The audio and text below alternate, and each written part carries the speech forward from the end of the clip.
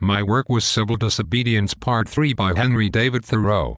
This piece talked about how civil disobedience applied to him and why he did some things most differently than others.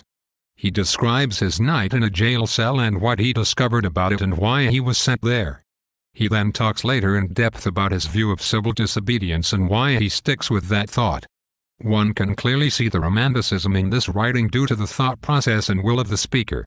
Thoreau expresses individual freedom when he says, "I simply wish to refuse allegiance to the state, to withdraw and stand aloof from it effectually." Thoreau, 9.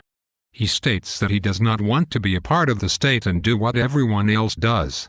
He wants to be different and do what he thinks is right based on what he has seen and what he has done. Also, Thoreau sees that town life is actually not that pleasant at all due to what he sees and interprets after he is released from prison. "I saw to what extent the people among whom I lived could be trusted as good neighbors and friends. That their friendship was for summer weather only. That they did not greatly propose to do right." Thoreau, 6. This quote explains that when he watched the town by his prison window, then finally left the prison the day after, he had seen things that convinced him that the people of the state were actually not that great of people and that corruption and deceit were in many people. This thought explains the avoidance and acceptance of town and nature in Romanticism and Transcendentalism. This work exemplifies the use of civil disobedience by not conforming to others who are around you due to their acts and their beliefs.